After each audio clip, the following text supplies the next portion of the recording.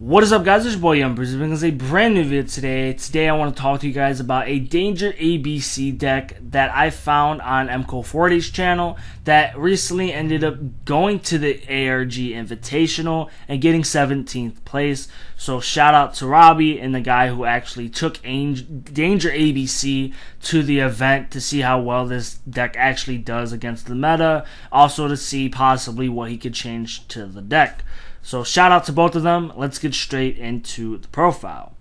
He ran triple A, B, and C. Ran a small danger package, 3 danger Bigfoot and 1 Nessie. And then rounding off the monster lineup, double gold and double silver. Not main decking the hand traps, which I'll get into in a minute why. For the spell lineup, he runs double Call by the Grave, 1 Monster Reborn, 1 Pod Desires, 1 Afterburner, triple Hornet Drone, 1 Widow Anchor, triple Engage, triple Terraforming, and triple Union Hanger. Then trap lineup, he runs triple Impermanence and double Strike. For his side deck, he sides his hand traps, double Ash, double Cyber Dragon, double Ghost Ogre, 1 Fortress Dragon, 1 Mega Fleet, and then he runs double Hatrunade. I've noticed a lot of people have actually been putting this in their side deck against Altergeist, any basically back row deck. Double of the Twin Twisters, double Anti-Spell, and 1 Imperial Order. Going to his extra deck, he runs triple ABC Buster Dragon, or Dragon Buster, or whatever.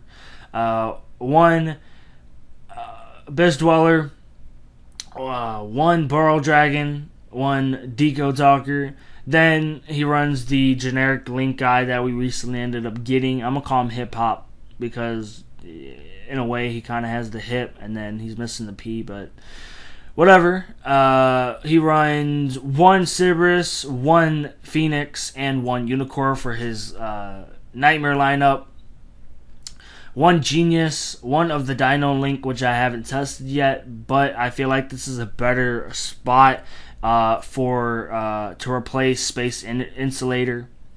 1 Hayate, 1 Kagari, and 1 Summon Sorcerer. So breaking down the deck, we're going to start with the main deck. Obviously, I like the fact that he went with the traditional lineup for the ABC part of the deck, kind of not really straying away from adding the gadgets. I was iffy in a way, as you guys seen from my lists, my 2 lists, the rough draft, and then the recent one that I had ended up posting.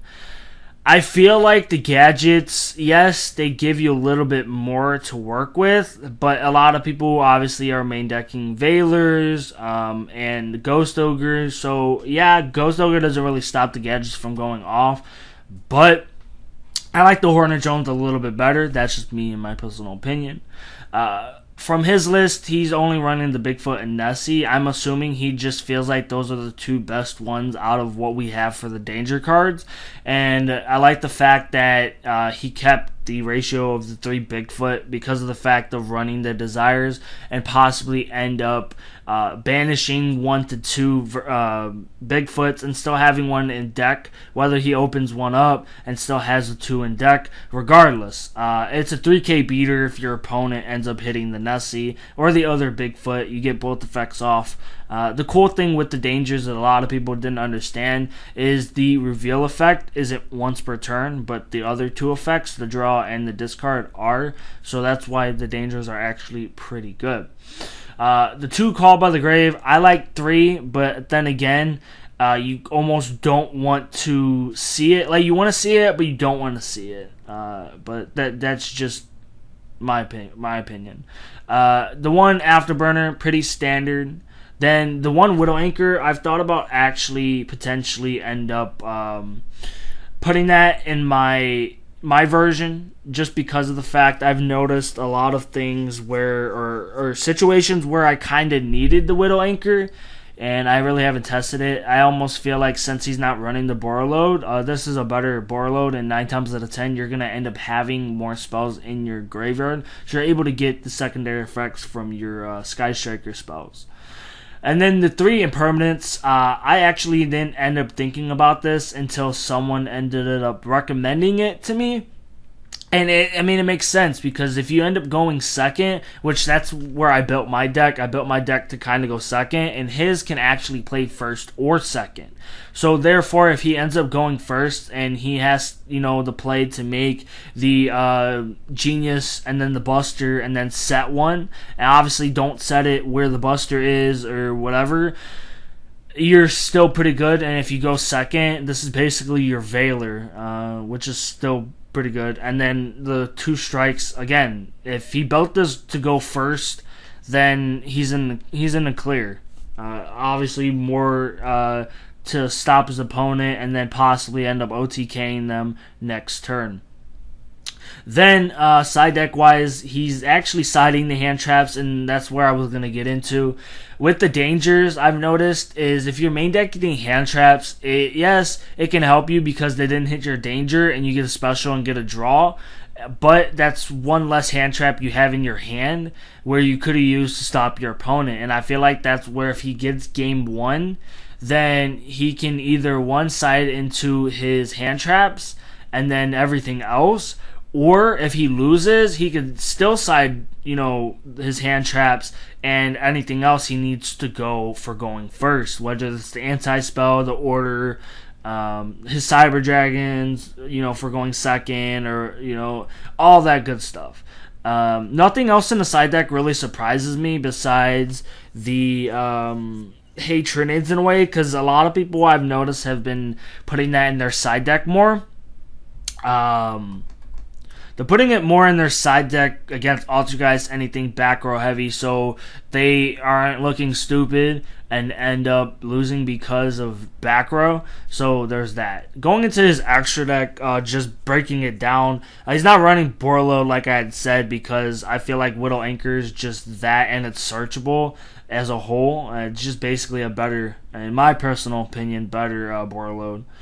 But I run into Boro Sword. I haven't tested the Hip Hop Light guy, but we'll have to see. I'm going to end up changing my list come up whenever we get a new ban list. Hopefully Konami. We need a new ban list. He's not running the, Mermaid and the, Ibli. I feel like Ibli right now with this deck, once again, the same with the hand traps, maining Ibli, sucks because if you open it up, you're relying on your opponent hitting it from the dangers. So, same with the Dino Link. I feel like this is a good replacement for the Space Insulator, and that's what I was running. And plus the fact that it does more for your deck, and it helps you make the Summon Sorcerer, which is another card I haven't tested once again. But breaking down the deck and looking at it, I'm going to be testing his version to see if I like it. Not to obviously not deck it, but the deck as a whole, I'm actually happy with. I don't see anything else wrong with the deck versus mine, just because of the fact, once again, it was an early version of the deck.